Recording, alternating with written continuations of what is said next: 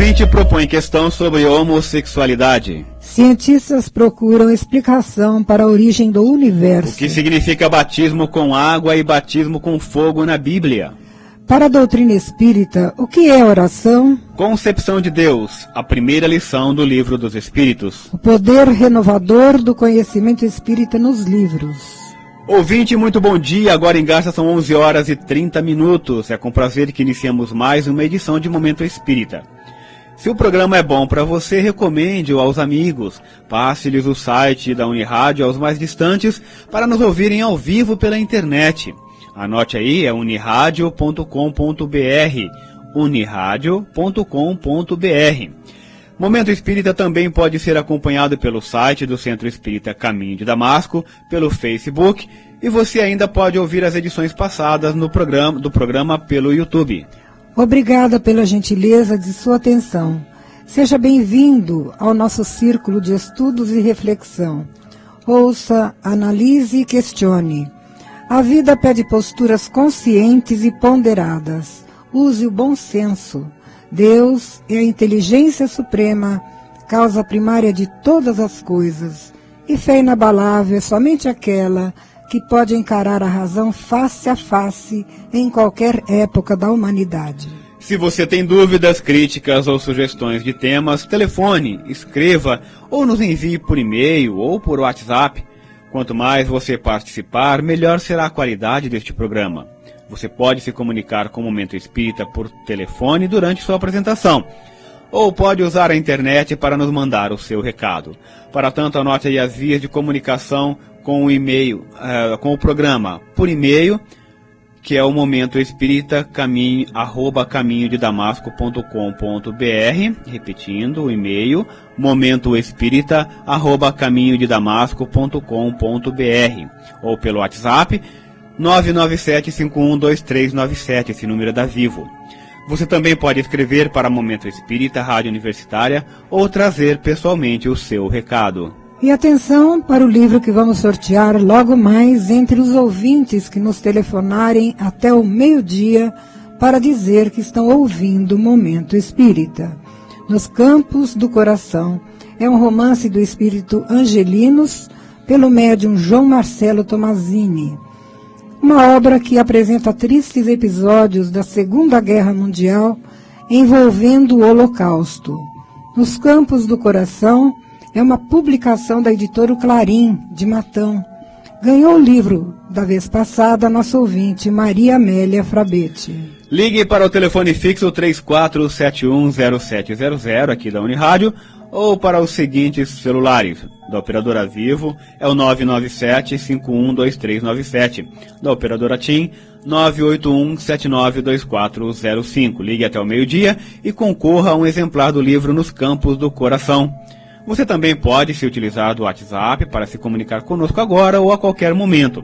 Use o número da Vivo 997-512397. Participe do programa, mande o seu recado, sua crítica, sua sugestão ou sua pergunta. Esta é a edição número 2031 de Momento Espírita, 45 anos no ar.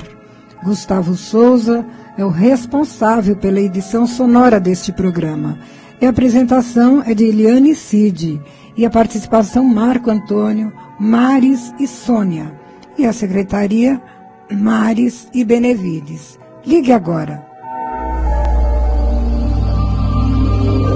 Momento Espírita. Um tempo de paz.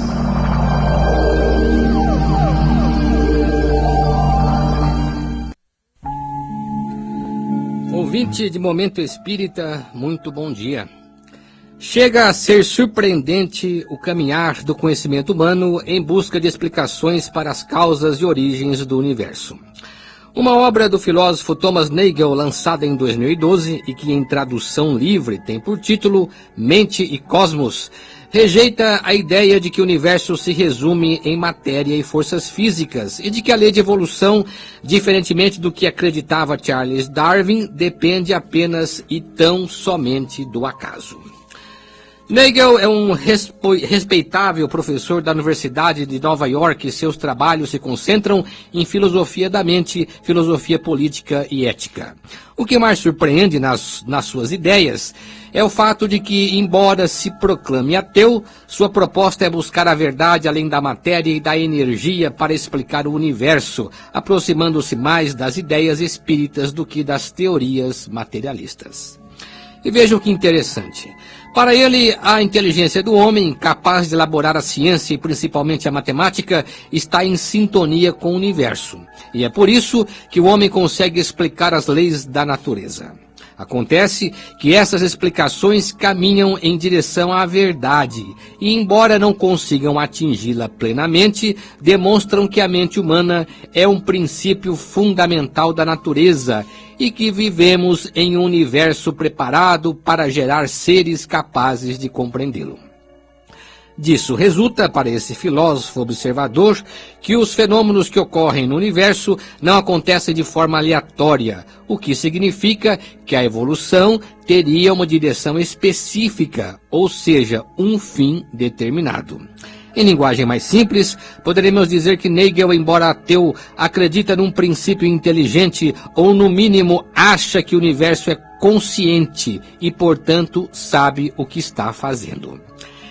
Esse posicionamento de Thomas Nagel tem levado a vários estudiosos a repensar o que realmente a ciência está buscando. Outro filósofo, David Chalmers, diretor de estudos da consciência da Universidade Nacional da Austrália, coloca as conclusões de Nagel ainda mais próximas das ideias espíritas, quando sugere que os cientistas que buscam uma teoria do tudo consideram a hipótese do universo consciente, no qual um tipo de inteligência atua sobre todos os seus fenômenos, canalizando-os para um fim providencial.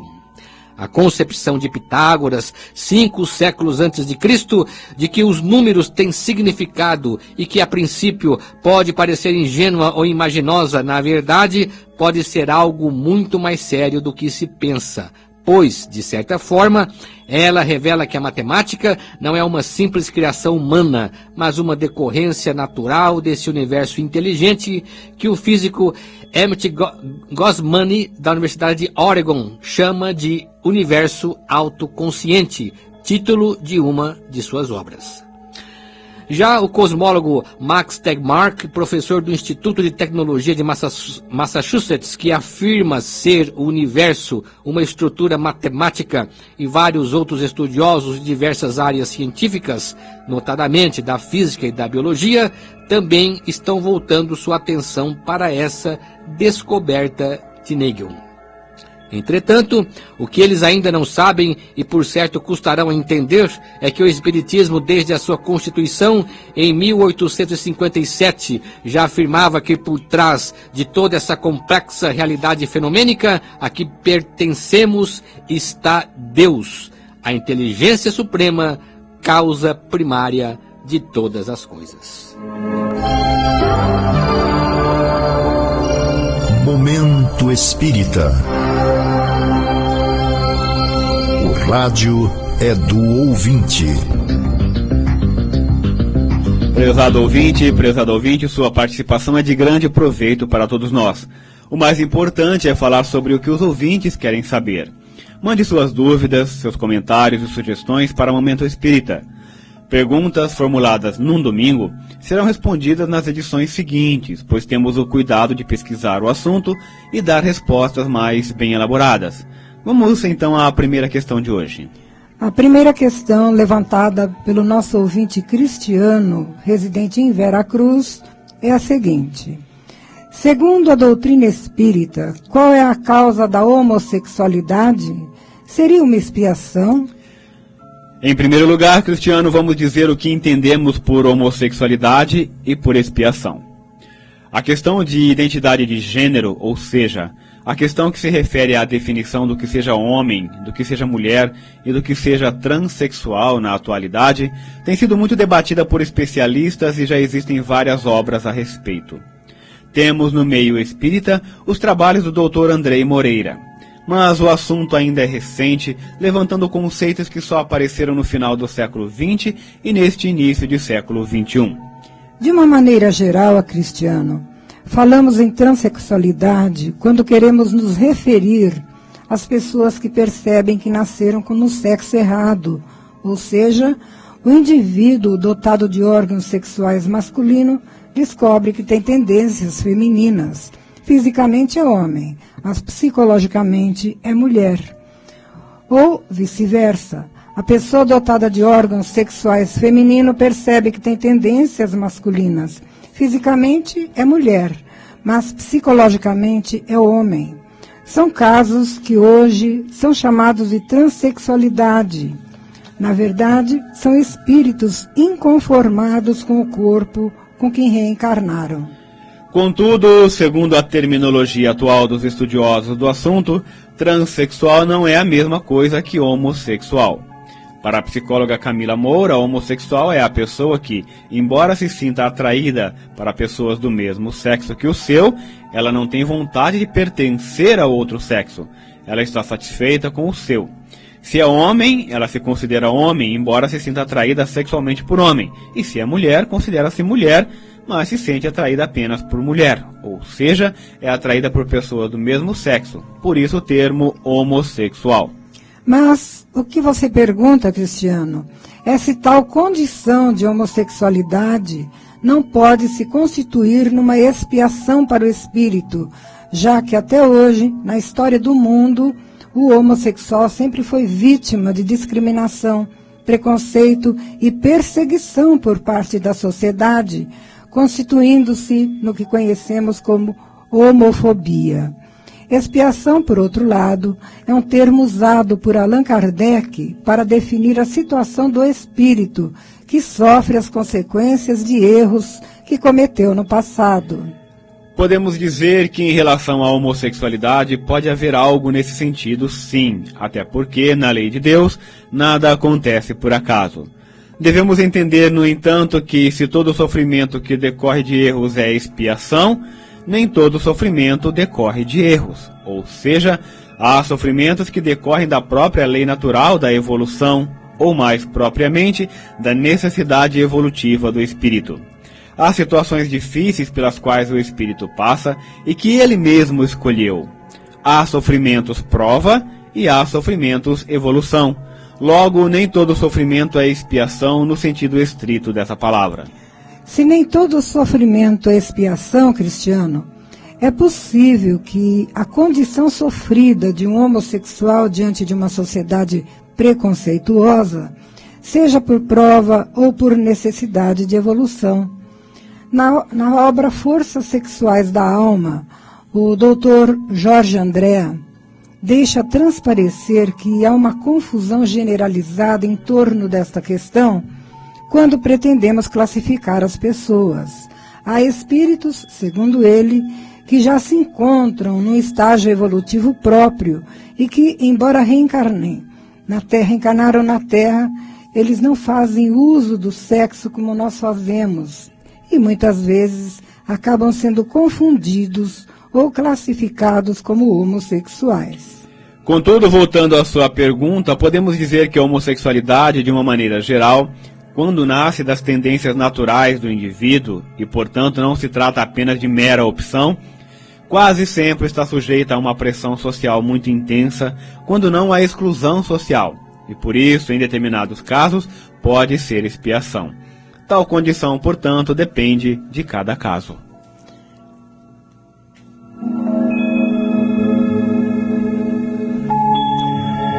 Atenção, ouvinte! Você pode se comunicar com o programa agora pelo telefone fixo 3471-0700 ou pelos celulares 997-51-2397 da Vivo ou então 981-792405 da TIM. Lembre-se, pelo telefone da Vivo 997-51-2397 você pode falar conosco pelo WhatsApp a qualquer momento. Participe! Um ouvinte que não quer se identificar trouxe a seguinte pergunta.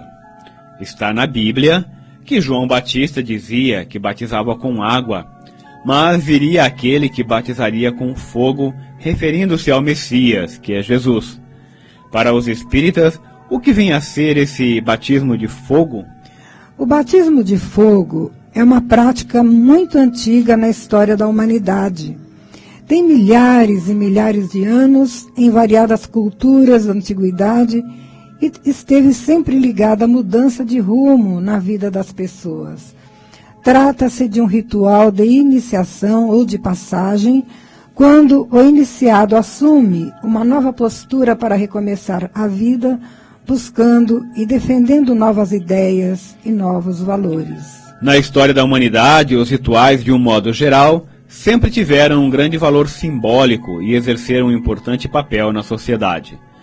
O símbolo era usado para relembrar as pessoas do compromisso que assumiam quando se submetiam a ele. Geralmente, davam um sentido mágico a esse momento e muitos acreditavam que, se não cumprissem com sua promessa, seriam severamente castigados, podiam perder a vida ou a própria alma. É para isso que servem os rituais cerimoniosos, para lembrar as pessoas do compromisso assumido, a fim de que passem a agir em completo respeito aos que juraram para si mesmo enquanto passavam pela cerimônia. Até hoje, fazemos uso de rituais na vida social, tal como o próprio batismo, realizado nas igrejas. O cerimonial do casamento, as colações de grau dos formandos, a posse dos políticos em seus cargos e os vários ritos utilizados na área jurídica, por exemplo, são praticados mediante esse tipo de celebração. No caso específico de João, filho de Zacarias e Isabel, primo de Jesus, ele deve ter se inspirado em alguma forma de batismo, como o praticado pelos hindus à margem do rio Ganges, na Índia. João trouxe-o para a Palestina, à margem do rio Jordão, considerando que a água entre os hebreus era símbolo de pureza, já que a água serve para lavar. Mergulhar o corpo na água e em seguida retirá-lo significava purificar-se dos pecados cometidos e recomeçar a vida por um caminho de retidão e obediência à lei de Deus. O batismo de João se constituía, portanto, numa imersão rápida da pessoa nas águas do rio, quando ela decidir assumir o propósito de se arrepender dos pecados e mudar de vida. João pregava a vinda do Messias, que era uma profecia antiga, e com isso ele pretendia contribuir para a purificação dos pecadores que deveriam recebê-lo em breve. Com isso, adquiriu o cognome Batista, ou seja, aquele que batiza, passando a ser conhecido como João, o Batista ou João Batista. Portanto, o batismo não era um ato mágico. Era apenas um ritual de passagem, mas ao conquistar a adesão de pessoas sinceras e decididas em mudar de vida, ele passava a ser um ato de elevado valor moral e espiritual que marcava um momento importante e significativo, um momento especial em suas vidas. É claro que nem todos que se batizavam eram tão sinceros assim, mas o objetivo de João parecia puro, e desse modo ele acabou abrindo caminho para Jesus, até porque alguns de seus discípulos foram depois discípulos de Jesus. Todavia, ao mesmo tempo que mergulhava a pessoa no rio, João dizia que estava batizando com água, como se estivesse lavando as pessoas de seus pecados. Mas após ele viria um outro profeta, que seria maior que ele, referindo-se a Jesus, e que não batizaria mais com água, mas sim com fogo e com o Espírito Santo, o Espírito de Deus. É muito significativa essa declaração de João, pois com isso ele anunciava a chegada de Jesus, seu primo, que de fato apareceu logo depois e fez questão de se submeter ao ritual de João como uma forma de aderir ao seu movimento de moralização que João iniciava. O batismo com água era de fato o que João fazia, mas o batismo com fogo a que se referiu já não seria da alçada dele. De fato, em se tratando de Jesus, o batismo já não seria tão simples quanto o de João, que era apenas simbólico. Pois João pedia uma declaração de arrependimento num simples cerimonial, enquanto Jesus viria pedir a transformação moral da pessoa durante a vida, nos atos do dia a dia, principalmente no enfrentamento das dificuldades naturais da vida. Arrepender-se é uma coisa, mas mudar de vida é outra. Este sim é o batismo de fogo, o batismo na sua expressão mais ampla, que exige muitas vezes sacrifício. Fogo, na concepção daquele povo, representava dificuldade, sofrimento. Nas diversas vezes que a palavra é usada, principalmente no Novo Testamento, ela se refere ao sofrimento. Isto quer dizer que Jesus não viria prometer uma vida fácil e prazerosa para as pessoas que decidem seguir seus ensinos. Pelo contrário, aqueles que decidissem segui-lo deveriam encontrar muitos problemas, deveriam conhecer muitas decepções e até perseguição. No Sermão da Montanha diz: bem-aventurados os que forem perseguidos por causa da justiça, porque deles é o reino dos céus. Portanto, Jesus, diferentemente de João, não praticou o batismo da água, nem mesmo seus discípulos foram batizados, porque sua meta era mais arrojada. Ele vinha com uma proposta muito mais ampla, muito mais profunda e, ao mesmo tempo, muito mais robusta de transformação moral do ser humano. Enquanto João, alarmado com os escândalos da época, pedia imediato arrependimento, Jesus, com o seu batismo de fogo, propunha mudança de vida pela prática do bem, pelo amor ao semelhante, pelo amor até mesmo aos inimigos.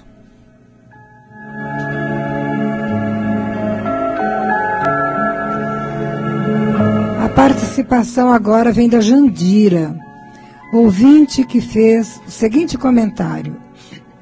Gostei muito de uma mensagem espírita que li num folheto que me entregaram sobre oração. E aquilo me tocou muito. Parece que foi tirada do Evangelho segundo o Espiritismo. Sim, Jandira, você deve ter lido um texto de Allan Kardec. Damos o nome de oração ou prece a um estado especial de elevação da alma, quando qualquer um de nós se entrega a um recolhimento íntimo com o objetivo de se dirigir diretamente a Deus. O que vale na prece, Jandira, é a qualidade do pensamento, a pureza do sentimento de quem ora. Pois, em tese, orar significa falar com Deus na intimidade, como Jesus se referiu à oração por ocasião do Sermão da Montanha. Quando quiserdes orar, entrai em vosso quarto e, fechada a porta, orai assim. A prece ou oração, Jandira, é um ato tão elevado e sublime que não precisa nem mesmo de palavras. A linguagem de Deus é o pensamento. Ela pode ser feita de variadas maneiras, em qualquer tempo ou lugar, pois, na verdade, o importante é que ela nasça do pensamento sincero, como expressão do nosso mais puro sentimento e dos nossos mais nobres propósitos. Isso tudo porque estamos falando de Deus. A falar com Deus não é se dirigir a qualquer pessoa, mas ao nosso Pai maior, que sabe o que pensamos, que vê o que se passa em nosso mundo íntimo e conhece nossas mais secretas intenções.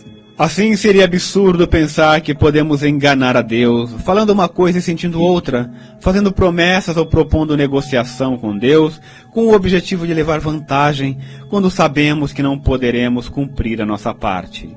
O que caracteriza a oração, por conseguinte, é a sinceridade de propósito ou pureza de coração. Ou seja, é a manifestação do que realmente somos, o que pretendemos da vida e o que pensamos de verdade. Sobre isso, Jesus contou uma parábola, dizendo: Um fariseu e um publicano, Jandira, foram ao templo e diante do altar, um ao lado do outro, cada um fez sua oração. O fariseu, que se julgava merecedor de toda a proteção divina, pois era um homem religioso, vendo ao seu lado o publicano, reprova-o em pensamento, dizendo que aquele homem, por ser ganancioso e estar voltado apenas para interesses materiais, não merecia a atenção e nem a proteção de Deus, e eis porque não deveria estar ali diante do altar. O publicano, por sua vez, sentindo-se diante da majestade divina, reconhecia sua própria pequenez e pedia perdão pelos erros cometidos, manifestando vergonha por estar pedindo alguma coisa a Deus, quando nem mesmo nem mesmo praticavam uma religião. Jesus disse aos seus ouvintes que entre esses dois homens, um devoto e o outro quase ateu, este segundo publicano, foi ouvido e não o primeiro. No outro momento, dirigindo-se ao povo devoto, Jesus disse que antes de fazer sua oferta no altar, deixasse fora sua oferta e fosse primeiro reconciliar com o adversário, depois voltasse e fizesse o oferecimento.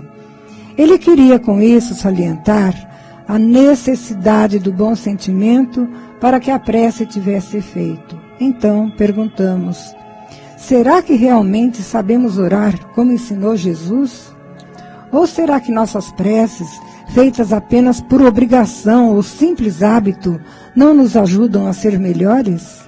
No Livro dos Espíritos, lemos que a oração tem, em geral, 3 finalidades: pedir, agradecer e louvar. No entanto, quase sempre dela nos utilizamos apenas para pedir, esquecendo que a oração é um veículo de grandes sentimentos, como o de gratidão e amor a Deus, que muito contribuem para que conquistemos um estado de graça ou de paz interior. Pela prece, Jandira, melhoramos a qualidade dos nossos pensamentos, desligando-nos, ainda que por breves momentos, dos apelos do mundo material e, consequentemente, atraímos para junto de nós bons espíritos e as forças vivas da natureza. Abra o Livro dos Espíritos, de Allan Kardec, leia e reflite sobre as questões número 658 a 666, inseridas no capítulo Lei de Adoração. E atenção, ouvinte, você ainda pode telefonar aqui para o programa e concorrer ao livro que anunciamos no início desta edição. Os nossos telefones à sua disposição são os seguintes: 34710700, o telefone fixo aqui da Unirádio, e os celulares. O da Vivo é o 997512397 e o da TIM 981792405. E também tem o WhatsApp com o número da Vivo que você pode utilizar, que é o 997512397. Existem muitas coisas a que às vezes não damos o devido valor. A vida, por exemplo. A vida é uma bênção divina. Através dela, podemos ser felizes e proporcionar a felicidade aos outros. Por isso, é preciso defender a vida, a nossa vida e a do próximo. Pena de morte, aborto, suicídio e eutanásia são formas de violência contra a vida com as quais não podemos concordar. Lutemos em defesa da vida. Pena de morte. Um crime não justifica outro crime. Diga não. Suicídio. Um gesto infeliz. Dê uma chance a você mesmo. Existe sempre alguém para ajudá-lo. Aborto. Um ato de covardia. A vítima não pode defender-se. Eutanásia. Uma ação criminosa. Com confiança em Deus e o firme desejo de obedecer suas leis, a vida terá outro sentido. Mensagem em defesa da vida. Apoio. Federação Espírita Brasileira.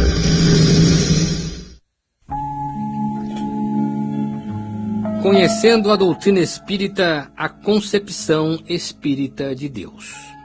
O Livro dos Espíritos, lançado em abril de 1857, ou seja, 160 anos atrás, tem 1018 questões, perguntas e respostas, mais os comentários de Allan Kardec, sendo que as 16 primeiras questões tratam do tema Deus e o Infinito.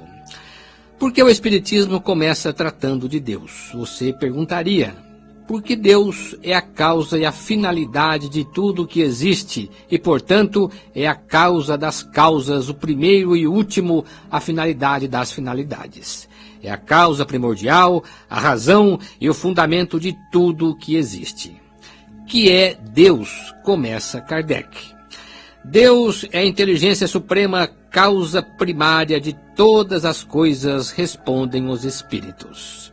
Embora seja esta a primeira pergunta do livro, mas não a primeira pergunta que Kardec fez aos espíritos, Quando da investigação dos fenômenos, necessariamente nessa questão encontra-se a razão de todas as 1018 perguntas do Livro dos Espíritos.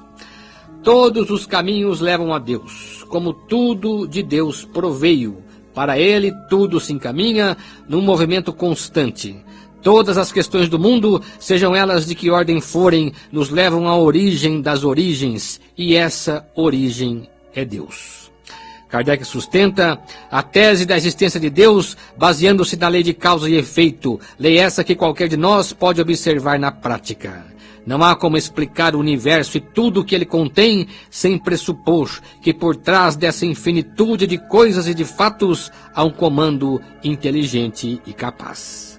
Conta-se que Isaac Newton, um dos maiores gênios da ciência que viveu no século XVII, mandou confeccionar um engenho mecânico para melhor entender o sistema solar, o Sol e os planetas em órbita. Acionando uma manivela desse engenho, era possível ver Mercúrio, Vênus, Terra, Marte girando em torno do Sol, simulando o movimento que os planetas realizam. Um amigo, que por sinal se dizia ateu, chegou no momento em que Newton fazia girar o aparelho e, maravilhando-se com a magnífica engenharia da máquina, foi logo perguntando: quem fez este aparelho espantoso? Newton, que sabia que o amigo atribuía a existência do universo ao acaso e não a uma causa inteligente, respondeu em tom de ironia: ninguém. Allan Kardec argumenta que todo efeito inteligente decorre de uma causa inteligente. Desse modo, não haveria como explicar o universo infinitamente grande e complexo sem considerar que uma inteligência perfeita o tenha criado. Essa inteligência é o que chamamos Deus. Deus é o bem supremo e tudo o que existe está nele. Por ser a causa primordial, embora tudo mude ao seu redor, ele mesmo não muda, é imutável porque é a perfeição.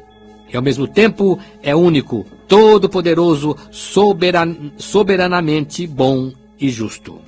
Neste primeiro capítulo de O Livro dos Espíritos, portanto, você vai encontrar oportunas e interessantes argumentos de que os espíritos se utilizam para demonstrar que a crença em Deus já não é apenas um artigo de fé ou um objeto de interesse exclusivo das religiões, mas, acima de tudo, objeto de estudo da filosofia.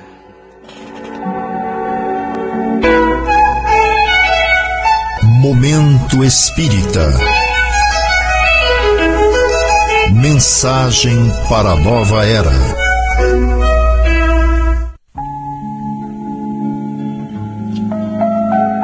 Você ouve Momento Espírita todo domingo a partir das 11h30 pela Unirádio e que também pode ser ouvido ao vivo pelo site da emissora. Aguardando sua comunicação por e-mail, caro ouvinte. Você nos ajudará enviando comentários, sugestões, críticas e perguntas. Sua participação enriquece os temas aqui tratados. Anote aí nosso endereço eletrônico: momentoespírita@caminhodedamasco.com.br. Repetindo, momentoespírita@caminhodedamasco.com.br. Você também pode telefonar ou trazer pessoalmente o seu recado. E mais uma vez está aqui conosco no estúdio nosso companheiro Maris Edílio de Carvalho para aquele momento da leitura. Bom dia, Maris. Bom dia, Cid. Bom dia, Eliane. Muito bom dia, ouvinte do Momento Espírita. Eu havia perdido minha neta adolescente e não me conformava com o tomo ouvinte. A morte da garota, que era muito apegada a mim, deixou-me no estado de completa entrega ao pessimismo. Pensei até em suicídio. Nem mesmo minha igreja conseguiu demover-me da ideia de que, na verdade, minha falecida neta continuava viva em algum lugar que deveria existir, mas eu não sabia como chegar lá. De fato, com essa ideia que não saía da cabeça e com o passar dos dias, eu acabei me afastando dos cultos, já num completo estado de entrega e derrotismo. Foi quando uma pessoa minha conhecida me convidou a ir a um centro espírita, onde talvez eu pudesse encontrar paz. De início, relutei pois sempre ouvi falar mal do espiritismo. E como eu resistia, essa minha conhecida, que depois acabou se tornando minha amiga, deu-me um livro para ler. Aceitei-o com certa reserva, mas ainda atormentada pela dor da perda, e resolvi ler o livro. Tratava-se de um romance intitulado Flores de Maria, recebido pela médium Vera Lúcia Marizek de Carvalho, que conta a história de uma jovem adolescente que, semelhante ao caso da minha neta, desencarnou muito cedo. Ler esse livro foi para mim a mais sublime experiência. Me deu uma sensação de leveza e de paz. Parecia que eu tinha renascido e que o mundo era outro. Passei a compreender então que a vida continua além da morte e que, portanto, pensar que minha neta continua viva em algum lugar não estava errado. Pelo contrário, vinha despertar a minha consciência para a realidade da vida espiritual. A partir de então, passei a ler os livros espíritas e só depois de algum tempo é que consegui ir ao centro, mas já estava totalmente convencida de que ninguém perde ninguém. A vida continua. Já passei por muitas dificuldades, e uma delas foi um grave problema de saúde que, no meu entender, só foi resolvido graças à firme convicção que adquiri e a ajuda incondicional de amigos espirituais. Caro ouvinte, esse interessante depoimento, prestado por uma avó que veio demonstrar o quanto é útil a leitura de uma obra espírita, o quanto ela pode ajudar a nos reajustar diante de um grande impacto, e o quanto de bom pode nos ajudar a construir em termos de fé. Esse livro, Flores de Maria, foi uma das obras distribuídas pelo Clube do Livro Espírita de Garça há muitos anos, e que de fato deixa ao leitor uma mensagem de fé e reconforto diante de situações difíceis, como é a perda de entes queridos. Prezado ouvinte, você que ainda não é associado do Clube do Livro, pode receber em casa as nossas obras por apenas R$ 17, metade do preço de tabela que você paga quando recebe o livro. É o que o Clube do Livro faz pelos seus associados, enviando ao seu domicílio todos os meses um lançamento. Participe de nosso clube de leitura e divulgue esta realização. Para entrar em contato conosco e saber mais sobre o nosso Clube do Livro, é só ligar para o celular 981277775 e falar com o Daniel ou Luciane. Então, repetindo, 981277775. Tenha um ótimo domingo e uma excelente semana. Muito obrigado pela atenção.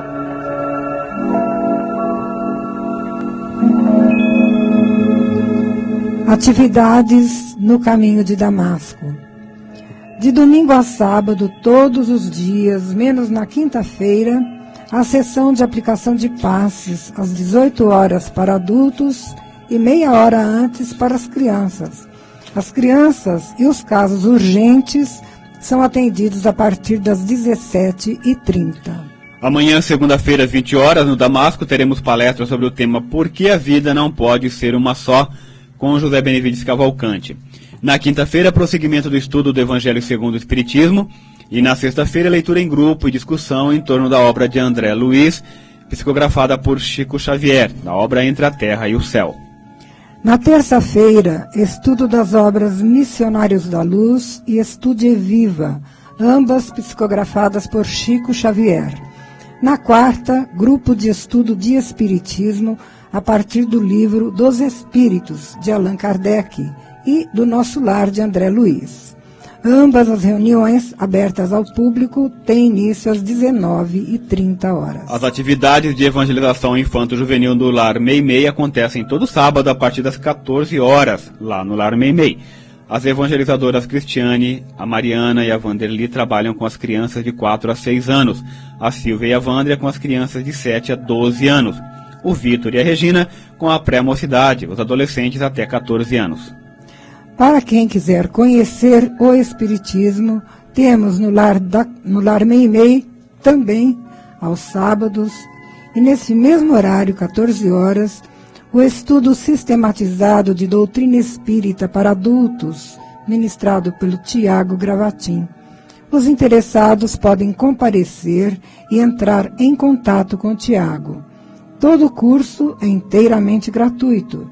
As reuniões da Mocidade Espírita acontecem aos sábados às 16 horas na Casa Espírita Allan Kardec. Palestra no CFEAC de Vila Araceli. O Centro Espírita Fé, Esperança, Amor e Caridade de Vila Araceli, como faz toda segunda-feira, estará realizando amanhã mais uma noite de palestra pública, com início às 20 horas, com o orador José Luiz Barbieri, sobre o tema Mediunidade com Jesus, e após haverá a aplicação de passes. Atenção, ouvinte! Ouça todos os sábados pela Unirádio, logo após a primeira edição de Polícia e Notícia, o programa Flash 5 minutos com você, das 8h10 da manhã, com Luiz Armando de Freitas Ferreira. Rápidas abordagens sobre temas espíritas. E aos domingos, às 14 horas, por esta mesma emissora, História de uma Mensagem, analisando interessantes cartas psicografadas por Chico Xavier. Biblioteca Batuíra. A Biblioteca Batuíra do Centro Espírita Caminho de Damasco fica aberta ao público todos os dias, das 17h30 até as 20 horas, menos na quinta-feira. E como todo domingo, a Sônia Marra, responsável pela biblioteca, nos traz uma mensagem da semana. Bom dia. No dia 8 de março, deverão ocorrer as comemorações pelo Dia Internacional da Mulher. Mas como tenho dito em outras oportunidades, um dia para as mães, pais, crianças, acho que está na hora de pensarmos e mudarmos isso, porque devemos observar e praticar o respeito, o amor, fraternidade, atenção, gratidão, reconhecimento, solidariedade, todos os dias de nossa existência. Temos em nossa biblioteca muitos livros dedicados à mulher, sobre seu papel histórico e espiritual ao longo da humanidade. Não citarei títulos, apenas uma oração. Oração à Mulher, de Meimei, desejando a todos uma ótima semana. Oração à Mulher.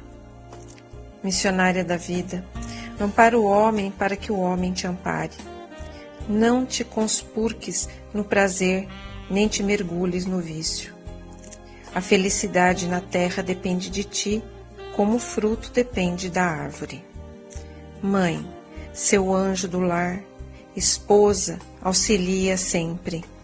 Companheira, acende o lume da esperança. Irmã, sacrifica-te e ajuda. Mestra, orienta o caminho.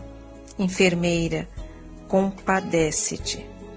Fonte sublime, se as feras do mal te poluíram as águas, imita a corrente cristalina que no serviço infatigável a todos expulsa do próprio seio a lama que lhe atiram. Por mais que te aflija a dificuldade, não te confies à tristeza ou ao desânimo. Lembra os órfãos, os doentes, os velhos e os desvalidos da estrada que esperam por teus braços e sorri com serenidade para a luta. Deixa que o trabalho tanja as cordas celestes do teu sentimento, para que não falte a música da harmonia aos pedregosos trilhos da existência terrestre. Teu coração é uma estrela encarcerada. Não lhe apagues a luz para que o amor resplandeça sobre as trevas. Eleva-te, elevando-nos. Não te esqueças de que trazes nas mãos a chave da vida, e a chave da vida é a glória de Deus.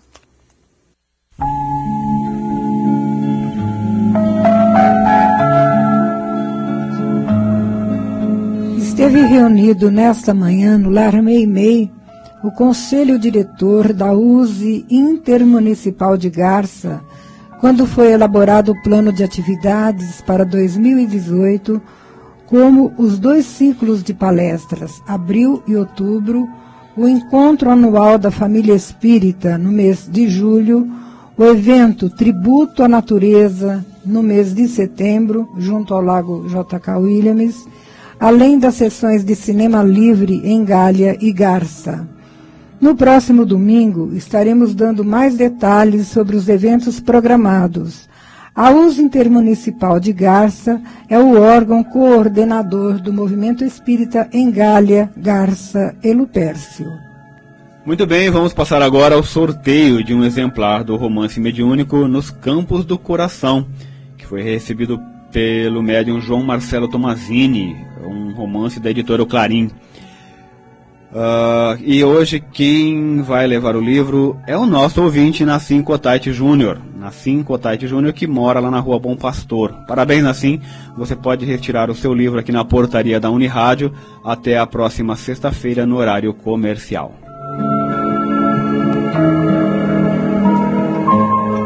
Obrigado, ouvinte da Unirádio, pelo prazer de sua companhia. Continue acompanhando o Momento Espírita todo domingo, participando deste momento de paz e reflexão. Tenham todos uma agradável semana, com muita saúde e paz. Vamos encerrar então nossa edição com uma mensagem na voz de Chico Xavier.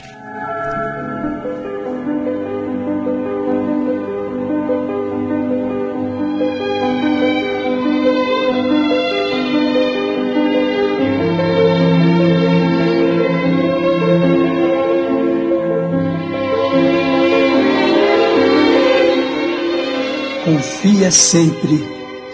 Não percas a tua fé entre as sombras do mundo. Ainda que os teus pés estejam sangrando, segue para a frente, erguendo-a por luz celeste acima de ti mesmo. Crê e trabalha. Esforça-te no bem e espera com paciência. Tudo passa e tudo se renova na terra, mas o que vem do céu permanecerá. De todos os infelizes, os mais desditosos são os que perderam a confiança em Deus e em si mesmos, porque o maior infortúnio é sofrer a privação da fé e prosseguir vivendo. Eleva, pois, o teu olhar e caminha, luta e serve, aprende e adianta-te. Brilha a alvorada além da noite. Hoje é possível que a tempestade te amarfanhe o coração e te atormente o ideal, aguilhoando-te com a aflição ou ameaçando-te com a morte. Não te esqueças, porém, de que amanhã será outro dia.